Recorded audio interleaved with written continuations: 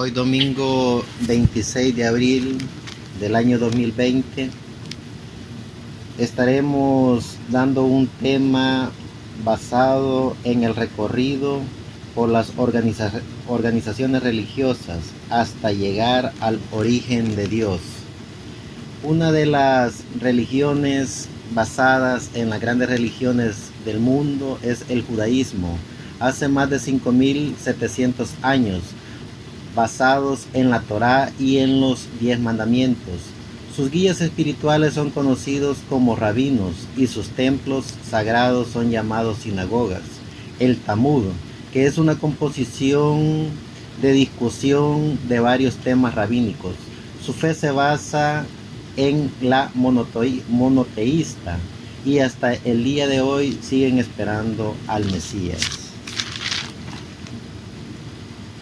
Otra de las grandes organizaciones religiosas es el islamismo. Hace 1400 años nace esta religión y su base es: no hay otro Dios más que Dios. Los seguidores son conocidos como musulmanes. Sus enseñanzas están en el libro llamado el Corán. Según esta religión, el Corán fue revelado por el arcángel Gabriel al último personaje para ellos. Es el último profeta de Dios, Mahoma. Sus creencias son basadas en 5 pilares que son: fe, no hay otro Dios más que Dios y Mahoma es su profeta. La oración es un rito donde el fiel debe lavarse la cara, las manos y los pies antes de orar. La limosna, también llamada asaque. El ayuno, esto lo practican todos los días del mes del Ramadán. La peregrinación es de que todo musulmán adulto tiene que hacer o tiene el deber de visitar la Meca al menos una vez en su vida. Son conocidos estos fieles como monoteístas. La religión conocida también como el budismo, esta está basada en el no teísmo. Su fe se basa en la creencia de la vida después de la muerte, pero sin tener un solo Dios absoluto, y su propuesta es que surja una conexión del alma humana con el universo, sin la intervención de un solo Dios. Los seguidores de esta religión tienen su referente en Buda, un personaje de la India mejor conocido como Siddhartha Gautama. Buda, que significa el despierto o el iluminado. La filosofía de Buda era una religión sin Dios, dejando su legado a los fieles, conocidas como las 4 nobles verdades. La vida incluye sufrimiento. El origen del sufrimiento es el deseo. El sufrimiento puede extinguirse cuando se extingue la causa. El noble camino es el método para extinguir el sufrimiento. Otra de las religiones mejor conocidas como el hinduismo, conocida también como la religión eterna por sus fieles, porque creen que no tiene ni principio ni fin. Esta religión fue fundada hace 4.000 años y con más de 1.000 millones de seguidores. Sus estudios se basan en creencias, metafísica, costumbres y rituales. Todos estos tuvieron sus comienzos en la cuenca del río Ganges. Su filosofía es no tener fundador, ni dogma único, ni organización central. Los hinduistas creen en múltiples dioses, pero en una única divinidad. Esto significa que no es una religión politeísta, sino monista, es decir, que sus dioses son de aspectos diferentes en una única divinidad. Y luego llegamos ya a lo que es la parte del estudio de una quinta religión, la religión mejor conocida como el cristianismo, y comenzó hace 2000 años basándose en Jesús el Cristo, con la esperanza de la resurrección después de la muerte. Su base está en 27 libros conocidos como el Nuevo Testamento. En todas sus ramificaciones católicas y evangélicas, conocidas como cristianas, están en los 5 continentes con más de 2.500 millones de seguidores.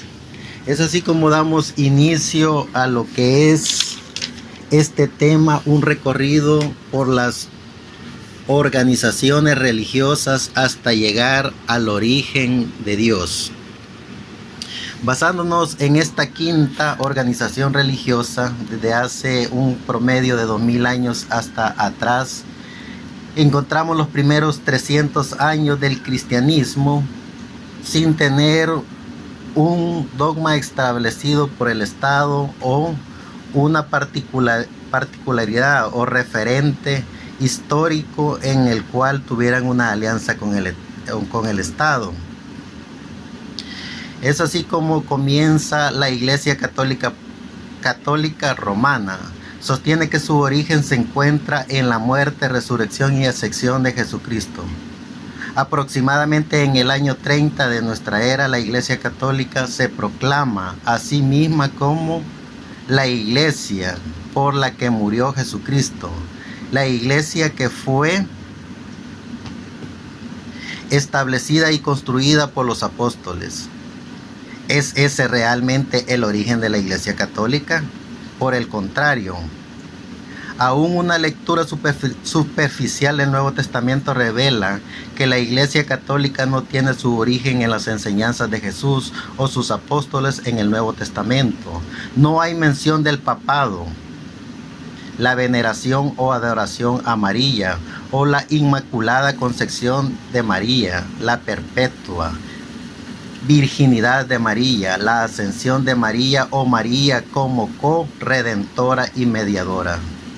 Las peticiones a los santos en el cielo por su intercesión, la sucesión apostólica, las ordenanzas de la Iglesia funcionando como sacramentos, el bautismo infantil, la confesión de pecados a un sacerdote, el purgatorio, las indulgencias o la autoridad paralela, tradición eclesiástica y la escritura. Así que si el origen de la Iglesia Católica no se encuentra en las enseñanzas de Jesús y sus apóstoles como están registradas en el Nuevo Testamento, ¿cuál es el verdadero origen de la Iglesia Católica? Durante los primeros 200 años de la historia cristiana, la cristiandad fue prohibida por el Imperio Romano y los cristianos fueron terriblemente perseguidos. Esto cambió después de la conversión del emperador romano Constantino. Constantino legalizó el cristianismo en el Edicto de Milán en el año 303. Después, en el año 325 después de Cristo, Constantino convocó al Concilio de Nicea en un intento por unificar la cristiandad. Constantino visualizó el cristianismo como una religión que pudiera unir al Imperio Romano, el cual en ese tiempo comenzaba a fragmentarse y dividirse. Mientras esto hubiera parecido ser un desarrollo positivo para la Iglesia cristiana, el resultado fue todo menos positivo. Al igual que Constantino se negó a adoptar de lleno la fe cristiana, sino que continuó con muchas de sus creencias y prácticas paganas, así también la Iglesia cristiana de Constantino promovió. Era una mezcla del verdadero cristianismo con el paganismo romano. Constantino descubrió que con gran extensión del Imperio Romano, tan diverso y expansivo, no todos accederían a renunciar a sus creencias religiosas y abrazar el cristianismo en su lugar. Así que Constantino permitió y aún promovió la cristianización de las creencias paganas, y así creencias completamente paganas y totalmente antibíblicas le dieron nueva identidad al cristianismo. Algunos claros ejemplos de ellos son los siguientes. Número 1. El culto a Isis, una religión de la madre diosa egipcia, fue absorbida dentro del cristianismo, reemplazando a Isis con María. Muchos de los títulos que fueron usados por Isis, tales como Reina del Cielo, Madre de Dios, y Teotokos, quien dio vida a Dios, fueron adjudicados a María. Se le concedió a María un exaltado papel en la fe cristiana, mucho más allá de lo que la Biblia describe de ella, para atraer a los adoradores de Isis a la fe, que de otro modo no hubieran adoptado las primeras claras señales de la Mariología católica. Ocurrieron en los escritos de Origen, quien vivió en Alejandría, Egipto, el cual resultaba ser el punto focal de la adoración a Isis. El mitraísmo era una religión en el Imperio Romano del siglo I hasta el siglo V después de Cristo. Era muy popular entre los romanos, especialmente entre los soldados romanos, y posiblemente fue la religión de muchos emperadores romanos, mientras que nunca se le concedió el estatus oficial. El mitraísmo en el Imperio Romano fue de hecho la religión oficial, hasta que Constantino y los siguientes emperadores romanos reemplazaron el mitraísmo con el cristianismo. Una de las características claves del mitraísmo era la comida de los sacrificios, la cual consistía en comer la carne y beber la sangre de un toro. Mitras, el dios del mitraísmo, estaba presente en la carne y la sangre del toro, y cuando eran consumadas se otorgaba la salvación a aquellos que tomaban parte en la comida del sacrificio. Teofagia, la práctica de comer el cuerpo de un dios. El mitraísmo también traía 7 sacramentos, haciendo que las similitudes entre el mitraísmo y el catolicismo romano sean demasiadas para ser ignoradas. Constantino y sus sucesores fundaron un fácil sustituto de la comida sacrificial del mitraísmo en el concepto de la Cena del Señor. La comunión católica, tristemente, algunos de los primeros cristianos comenzaron a añadir el mitricismo a la Cena del Señor, rechazando el concepto bíblico de un simple acto de adoración y recordatorio de la muerte y derramamiento de la sangre de Cristo. La romanización de la Cena del Señor hizo la transición a una consumación del sacrificio de Jesucristo, conocido ahora como la Misa Católica, la Eucaristía. La mayoría de los emperadores romanos y ciudadanos eran enotistas. Un enotista es alguien que cree en la existencia de muchos dioses, pero que tiene un enfoque primario en un dios en particular, o considera a un dios en particular como supremo sobre otros dioses. Por ejemplo, el dios romano Júpiter era un supremo sobre el panteón, la totalidad de los dioses romanos. Los marinos romanos con frecuencia eran adoradores de Neptuno, el dios de los océanos. Cuando la Iglesia Católica absorbió el paganismo romano, simplemente reemplazó el panteón de dioses con los santos, así como el panteón de los dioses romanos tenían un dios del amor, un dios de la paz, un dios de la guerra, un dios de la fuerza, un dios de la sabiduría, etcétera, etcétera. La Iglesia Católica tiene un santo que está a cargo de cada una de estas características. Y existen muchas otras categorías igualmente, así como muchas ciudades romanas tenían un dios específico para cada ciudad. También la Iglesia Católica provee sus santos patrones para cada ciudad. La supremacía del obispo romano, el papado, fue creado con la ayuda de los emperadores romanos, siendo la ciudad de Roma el centro de gobierno del Imperio Romano, y con los emperadores romanos viniendo en Roma. La ciudad de Roma se levantó como preeminencia en todas las facetas de la vida. Constantino y sus sucesores dieron su apoyo al obispo de Roma como el supremo gobernante de la Iglesia. Desde luego era la mejor para la unidad del Imperio Romano, que el gobernante y la sede de la religión se encontraran centrados en el mismo lugar, mientras que muchos obispos y cristianos se resistieron a la idea de que hubiera un obispo romano supremo. Eventualmente el obispo romano se elevó a la supremacía a través del poder y la influencia de los emperadores romanos. Cuando el Imperio Romano se colapsó, los papas tomaron el título que previamente pertenecido a los emperadores romanos, Pontificus Maximus. Se pueden dar muchos otros ejemplos, pero estos 4 pueden ser suficientes para demostrar el verdadero origen de la Iglesia Católica. Desde luego, la Iglesia Católica Romana niega el origen pagano de sus creencias y prácticas. La Iglesia Católica disfraza sus creencias paganas bajo capas de complicada teología. La Iglesia Católica excusa y niega su origen pagano tras la máscara de la tradición eclesiástica, reconociendo que muchas de sus creencias y prácticas son totalmente ajenas a la Biblia.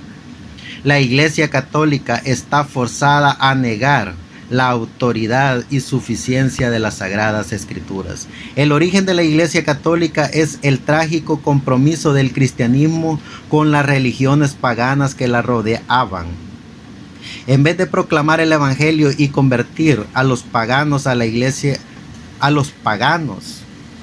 la Iglesia Católica cristianizó las religiones paganas y paganizó el cristianismo al mezclar las diferencias y borrar las características distintivas. Si la Iglesia Católica se hizo a sí misma atractiva a la gente del Imperio Romano, uno de los resultados fue que la Iglesia Católica se convirtiera en la religión suprema en el mundo romano durante los siglos. Sin embargo, otro resultado fue la más dominante forma de la apostasía del cristianismo, el verdadero evangelio de Jesucristo y la verdadera proclamación de la palabra de Dios. Podemos encontrar el resultado de todo esto leído en 2 de Timoteo capítulo 4, verso 3 al 4. 2 de Timoteo capítulo 4, verso 3 al 4, que dice: porque vendrán tiempos cuando no sufrirán la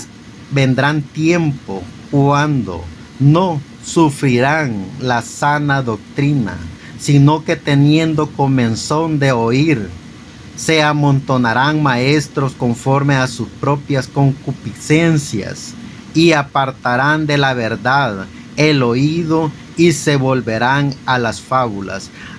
Así es como podemos encontrar el comienzo y el origen después de Cristo, como la iglesia, llamada ella a sí misma cristiana, comenzó sus fundamentos y comenzó esa organización religiosa. Pero ya después de que la Iglesia Católica fue fundada y fue creada y fue diseñada con todos esos dogmas y credos paganos, junto con ideologías y creencias cristianas, luego ya para el año de 1500 aproximadamente, como sabemos, se levanta el gran reformador de la historia de una nueva reforma. Como acabamos de ver, las iglesias evangélicas no constituyen una sola institución, sino que son una diversidad de organizaciones, las cuales pueden clasificarse en grandes corrientes llamadas denominaciones. Cada denominación tiene su propia característica y exponentes, productos de la manera en que interpretan la Biblia.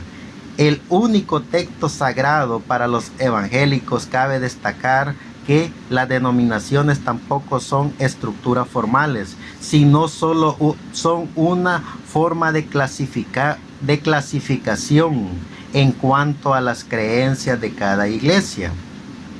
Y es así como seguimos con el tema de la Reforma, mejor conocida como los luteranos. Su inicio se remonta al año 1517, momento en que el fraile y profesor universitario Martín Lutero se opone públicamente a la venta de indulgencias por parte de la Iglesia Católica, entre otras cosas. Las indulgencias era un documento emitido por la Iglesia que evitaba tener que realizar una penitencia o castigo por los pecados cometidos, e incluso podía reducir su estadía en el purgatorio una vez fallecido.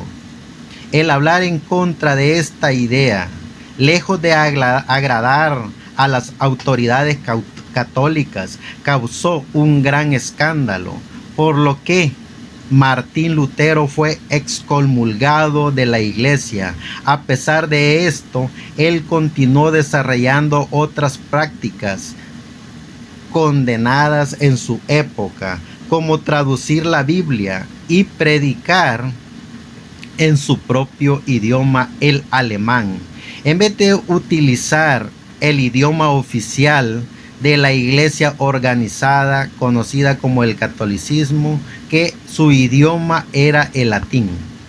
Es así como luego, después de la Reforma luterana, surge otra organización religiosa llamada los anglicanos. Su origen data del año de 1534, debido al conflicto entre el Papa y el rey Enrique VIII de Inglaterra. Este último declaró nulo su matrimonio sin autorización del Vaticano para poder casarse con Anna Bolena. Esto no cayó nada de bien al Papa, quien excomulga al rey. Lo que éste nunca se imaginó es que el rey confiscaría todas las propiedades de la iglesia para convertirse en líder de una nueva denominación. Su estructura y rituales son muy similares a los del catolicismo. Sin embargo, sus doctrinas son comunes a los de la Reforma protestante. Después de los anglicanos resurge una nueva organización religiosa conocida como los presbiterianos. La Reforma, iniciada en Inglaterra durante el siglo XVI, se extendió prontamente entre las islas vecinas hasta llegar a Escocia, en donde el sacerdote John Knox se convirtió en el aliado de la corona al generar un frente común contra los católicos franceses, expulsándolos de la isla. Posteriormente, muchos de sus miembros jugaron un importante rol en la independencia de los Estados Unidos. La máxima instancia en esta denominación es el presbiterio, es decir, el consejo de ancianos. De allí proviene su nombre. Después de los presbiterianos surge una nueva organización religiosa llamada los bautistas. Nacen en Inglaterra a comienzos del siglo XVII, siendo disidentes del anglicanismo. Mientras el poder político y religioso determinaba las normas que originarían la nueva iglesia de Enrique VIII. Los grupos puritanos no estaban satisfechos por la influencia católica que aún tenían esta denominación. Uno de estos grupos, los bautistas, se oponían al bautismo infantil y a la estructura jerárquica de la iglesia. También fueron pioneros en proponer la separación de la iglesia y del Estado. Luego encontramos también otra de las organizaciones religiosas llamadas los metodistas. Surgieron en Inglaterra a comienzos del siglo XVIII por medio de los hermanos Wesley, jóvenes predicadores anglicanos quienes practicaban el evangelio de una manera muy metódica, es decir, estableciendo ordenadamente momentos de oración, ayuno y lectura de la Biblia. Durante la semana, sus predicaciones en barrios vulnerables y entre los obreros ingleses hicieron que tuviesen tal cantidad de seguidores que conformaron sus propias iglesias. Sus rituales son más sencillos que los de la iglesia anglicana y ejercían una crítica al elitismo de aquella denominación. Luego encontramos en pleno siglo XXI en Estados Unidos la organización religiosa así llamados pentecostales. Estos movimientos cristianos que buscaban rescatar las manifestaciones espirituales de los primeros discípulos de Jesús, tales como la capacidad de profetizar, hablar en lenguas desconocidas y sanar a enfermos, y si bien es una de las denominaciones más recientes, se replicó con rapidez en todos los países durante el siglo XXI, siendo una de las denominaciones evangélicas con mayor crecimiento durante los últimos años, especialmente en América Latina. Actualmente existen múltiples divisiones de esta denominación, las que además varían de país en país. Sin embargo, a grandes rasgos se pueden clasificar en pentecostales clásicos con una liturgia y costumbres conservadoras y neopentecostales con características más modernas. Es así como podemos encontrar el recorrido por las organizaciones religiosas hasta tratar de llegar al origen de Dios. Las organizaciones religiosas o los seres humanos a toda costa han tratado de buscar el origen de Dios, confundiendo y confundiéndose a sí mismo sin darse cuenta del verdadero origen de Dios. Encontramos en Deuteronomio capítulo 6, verso 4, que dice de la siguiente manera. Deuteronomio capítulo 6, verso 4. Oye Israel, Jehová nuestro Dios, Jehová uno es. Luego encontramos en el libro de Marcos, capítulo 12, verso 28 al 29.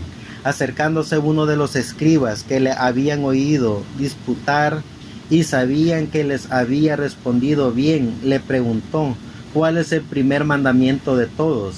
Jesús les respondió: el primer mandamiento de todos es: oye Israel, el Señor nuestro Dios, el Señor uno es. Encontramos también en el libro de Job, capítulo 12, verso 13.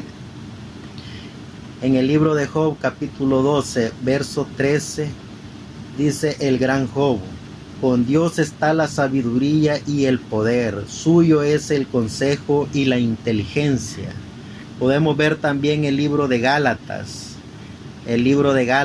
capítulo 3, verso 19 al 22. Dice, entonces, ¿para qué sirve la ley? Fue añadida a causa de las transgresiones hasta que viniese la simiente a quien fue hecha la promesa y fue ordenada por medio de los ángeles en mano de un mediador. Y el mediador no es uno solo, pero Dios es uno. Luego la ley es contraria a las promesas de Dios en ninguna manera, porque si la ley dada pudiera vivificar, la justicia fuera verdaderamente por la ley. Mas la Escritura lo encerró todo bajo pecado, para que las promesas que es por la fe en Jesucristo fueren dadas a los creyentes. Vemos también en el Primera de Timoteo capítulo 2, verso 5, donde dice el gran apóstol Pablo, esto es en el Nuevo Testamento, porque hay un solo Dios y un solo mediador entre Dios y los hombres, Jesucristo hombre. Y podemos ver también lo que dice el libro de Zacarías, capítulo 14, verso 9. Y Jehová será rey sobre toda la tierra. En aquel día Jehová será uno y uno su nombre. Y vemos lo que dice una vez más el gran apóstol Pablo en el libro de Efesios, en el capítulo 4, verso 6. Un Dios y Padre en todos, el cual es sobre todos y por todos y en todos. Seguimos viendo lo que dice el gran apóstol Pablo en Primera de Corintios capítulo 12, verso 13.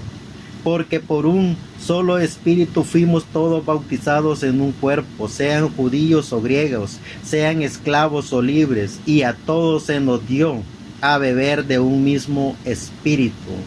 Sigue diciendo ya en el Antiguo Testamento, Dios a través de sus profetas, en este caso a través de Samuel, en Segunda de Samuel, capítulo 7, verso 22. Por tanto, tú has engrandecido, Jehová Dios, por cuanto no hay como tú, ni hay Dios fuera de ti, conforme a todo lo que hemos oído en nuestros oídos. Y sigue el gran Espíritu Santo, el gran yo soy, el gran ángel del pacto, Melquisedec, Dios, hablándole a través de sus profetas, a través de Isaías en el capítulo 43, verso 10. Vosotros sois mi testigo, dice Jehová, y mi siervo, que yo escogí para que me conozcáis y creáis y entendáis que yo mismo soy. Antes de mí no fue formado Dios, ni lo será después de mí. El mismo Isaías en el capítulo 45, verso 18 dice, porque así dijo Jehová, que creó los cielos. Él es Dios, el que formó la tierra, el que la hizo y la compuso. No la creó en vano, para que fuese habitada la creó. Yo soy Jehová y no hay otro Dios. Y terminamos estas maravillosas escrituras remachándolas con Primera de Corintios capítulo 3, verso 6, en donde el gran apóstol Pablo pone el sello del conocimiento a Dios. En Primera de Corintios capítulo 3, verso 6 dice, para nosotros, sin embargo, solo hay un Dios, el Padre, el cual proceden todas las cosas, y nosotros somos para Él, y un Señor, Jesucristo, por medio del cual son todas las cosas, y nosotros por medio de Él. Vuelvo a leerlo. En Primera de Corintios capítulo 3, verso 6. Para nosotros, sin embargo, solo hay un Dios, el Padre, el cual proceden todas las cosas, y nosotros somos para Él, y un Señor, Jesucristo, por medio del cual son todas las cosas, y nosotros por medio de Él. Ese es el conocimiento de llegar a un solo Dios. Un recorrido por las organizaciones religiosas hasta llegar al origen de Dios. Ese es uno de los temas por los cuales la humanidad ha estado y estará creando paz, creando guerras, creando pandemias, creando recesiones, creando conflictos. Siempre ha sido y será a través de las organizaciones o ideologías religiosas. En el comienzo, cuando tuvimos a los personajes allá en el Antiguo Testamento, que fue conformada la Biblia, si nos damos cuenta, por 4 personas: Adán, Eva, Caín y Abel. Ellos representaban a la humanidad entera. Y encontramos que en los comienzos de estos 2 personajes que eran hermanos, uno llamado Caín y el otro llamado Abel,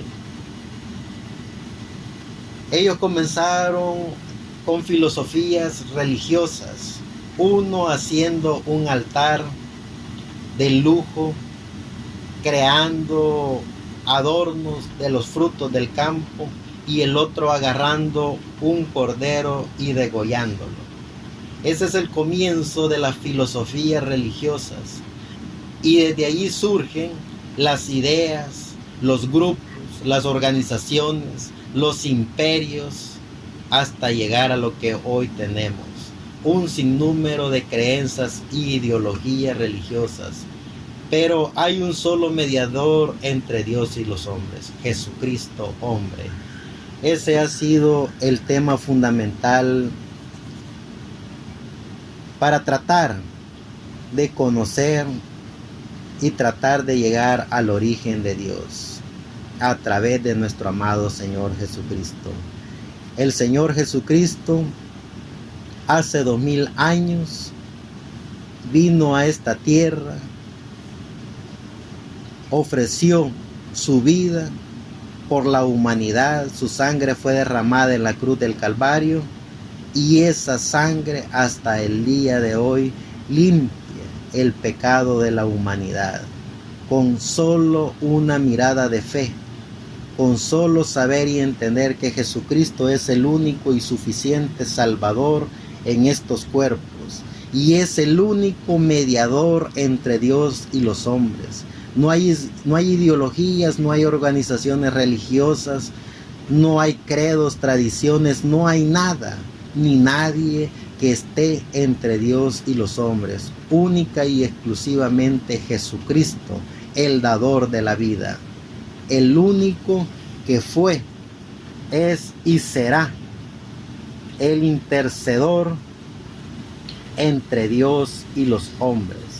Encontramos en el libro de San Juan, capítulo 1, verso 1 en adelante, lo maravilloso que dice este personaje conocido como Juan.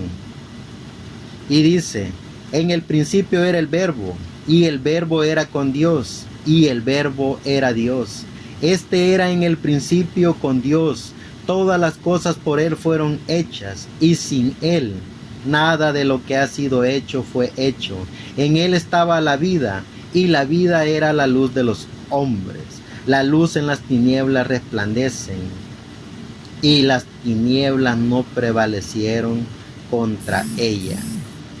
Gracias damos al Dios y Padre eterno, que nos envió Él a sí mismo, a su Hijo, para que la humanidad pudiera tener un intercedor entre Dios y los hombres, a Jesucristo.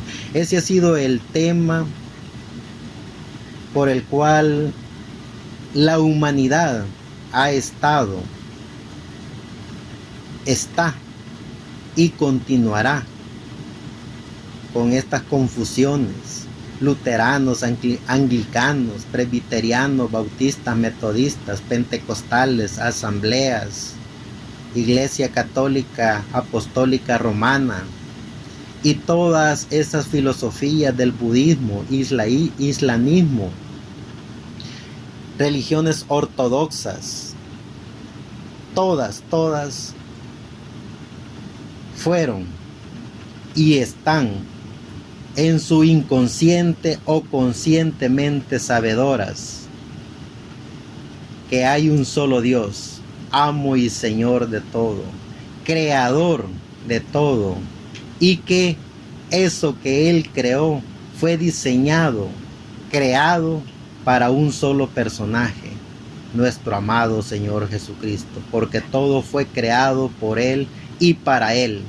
Y conociendo y sabiendo el recorrido de las organizaciones religiosas hasta llegar al origen de Dios, nos damos cuenta que no importa dónde la humanidad se encuentre en este momento, no importa en qué filosofía o organización religiosa, llámese ateísmo, budaísmo, llámese monoteísmo, llámese como se le quiera llamar, hay un solo consciente e inconsciente, hay una sola verdad, y el ser humano, en cualquier trinchera o posición que se encuentre, en cualquier organización o en cualquier lugar o en cualquier fe, el ser humano como humano fue diseñado y creado por Dios para ser adorador, adorador de una fe, adorador de un Dios, y Él en su inconsciente lo sabe muy bien.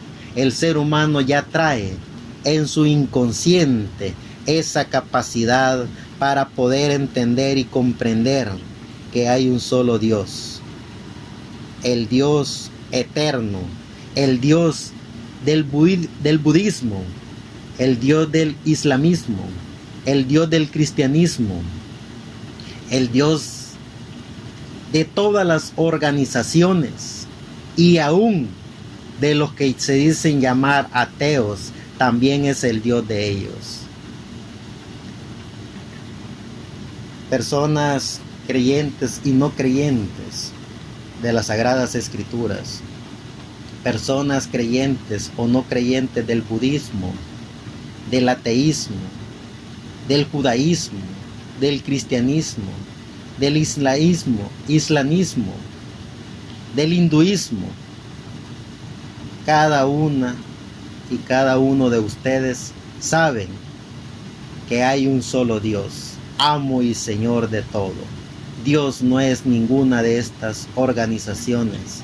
Dios es Dios, amo y Señor, creador de los cielos y de la tierra, creador de las estrellas, de los planetas, creador de lo finito e infinito, creador, Él asimismo, de un cuerpo llamado Jesucristo, que lo envió a esta tierra para ser mediador entre Dios y los hombres. Nuestro amado Señor Jesucristo, nuestro único y suficiente Salvador.